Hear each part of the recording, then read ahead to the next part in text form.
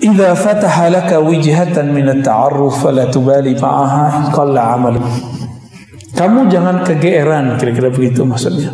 Jika Allah bukakan suatu bab ma'rifatullah, tapi amalmu masih sedikit, jangan geer, biasa aja gitu. Fala tubali ma'aha in qalla 'amaluk. Jangan ngerasa sesuatu, biasa aja, ya.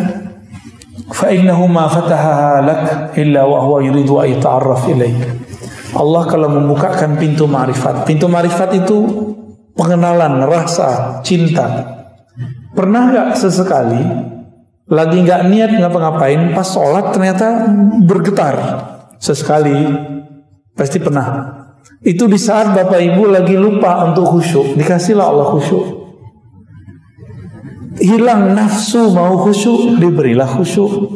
Jadi kapan kita diberi khusyuk? Obsesi khusyuknya hilang. Karena kalau kita punya obsesi, obsesi itu menjadi Tuhan. Allah itu ingin disembah wahdahu la syarikalah. Bukan pengen hamba itu merasa khusyuk terus nyembah dia. Karena merasa tenang terus nyembah dia. Berarti kita nyembah tenang bukan nyembah dia. Bisa bedain? Ya, ini dua hal yang berbeda. Kalau nyembah Allah, mau tenang gak tenang, itu urusan lain. Mau khusyuk gak khusyuk, sembah saja dia. Kan Allah gak suruh. Allah mengatakan coba wa'bud rabbaka, sembah sajalah Rabbmu. Hatta ya'tiyakal khusyuk, gak ada dalilnya. Yang ada cuma hatta ya'tiyakal yaqin. Sampai yakin itu tumbuh dalam dirimu tanpa syarat. Nggak ada lagi istilah ilmu yakin, ainul yakin, hakul yakin. Yang ada hanya al yakin, keyakinan tanpa syarat. Hakul yakin mesti dites. Kita tes dulu baru kita percaya itu hakul yakin. Kalau al yakin itu makomnya Sayyidina Abu Bakar. Beliau tanpa menguji Nabi dia percaya kalau itu Nabi Muhammad sallallahu alaihi wasallam. Kalau Allah membukakan rasa, zikir terasa ringan. Biasanya gak bisa tahajud jadi bisa tahajud. Biasanya gak senang pengajian jadi senang pengajian. Itu namanya Allah ingin memberi kita ma'rifat. Biasanya males mau datang kajian, sekarang gak males. Berarti sudah ada gerak ma'rifat dalam kalbu. Nah, jangan geer, jangan rasa sok suci juga. Allah kalau memberikan rasa itu kepadamu, berarti Allah sedang ingin berkenalan denganmu. Itu maksudnya. Kita tiba-tiba zikir pagi sore kayaknya rajin. Pernah ngalamin itu gak? Baca Quran biasanya setahun sekali. Ini sebulan sekali. Atau sebulan berapa kali? Ada yang bisa 3 kali. Berarti 10 hari khatam. Terus bilang, oh keren juga gue ya. Pertama kali saya menghafal Quran, Pak, hanya seminggu. Untuk pemula bisa hafal 1 juz. Saya hitung-hitung untuk kertas. Wih, tebel juga ya. Takjub itu. Wow, berarti otakku luar biasa. Berapa lembar nih? Saya hitung-hitung. Habis itu 3 bulan gak nambah 2 juz. 1 halaman ini susah. Kita tobat lagi, astagfirullah, kayaknya ada nggak bener nih ya. Setelah kita tobat lagi, baru bisa jalan lagi tuh, hafalnya cepat lagi. Tuh awal-awal ngapalin Quran dulu tuh. Jadi ternyata ada juga godaan, padahal ini teks suci. Belum tentu cara menghafalnya, caranya suci.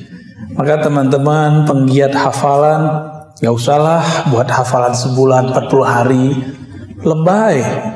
Ikutinlah sahabat Nabi. Sahabat Nabi itu ngafalin dikit-dikit, khamsan, 5 baris.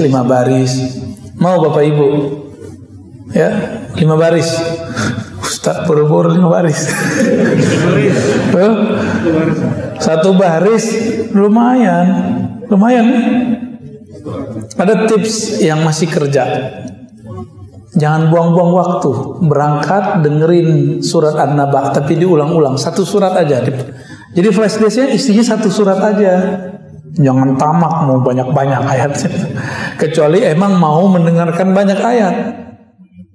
Makruh loh Pak, kita nyetel Quran terus kita ngobrol. Mending nyetel nasyid, nyetel sholawat. Jadi kalau nyetel Quran kita diem. Itu adabnya ya. Jangan sok soleh biar kelihatan soleh teman-teman. Setel MP3 tartil. Tapi ngobrol ya salam. Itu nggak adab. Kenapa? Wa idza quri'al Qur'an fastami'u lahu wa ansitu. Surah Al-A'raf jelas tuh ayatnya.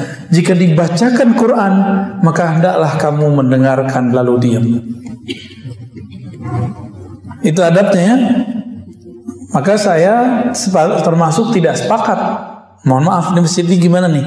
Sebelum sholat terus nyetel Quran kenceng-kenceng, saya termasuk nggak sepakat, walaupun tidak melarang.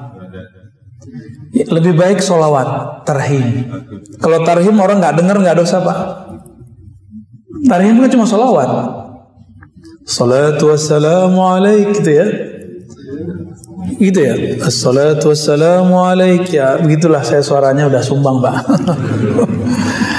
Itu ajib, mending itu didengarkan. Itu dari Mesir Pak, bukan dari Makassar tuh bukan. Mungkin Bapak punya kenangan waktu ke timur, ke Makassar, semua masjid begitu. Benar ya? Semua masjid. Dan itu indah sekali dalam memori kita. Jadi saya punya memori indah kalau pas ke timur sana. Lombok sama. Ya semua itu sama itu. Sebelum subuh, sebelum sholat lah ada 5 menit. Ya, saya pernah ke Buton, tempat teman saya ada pesantren Abdul Wahid ya. Ada di situ Dr. Falah.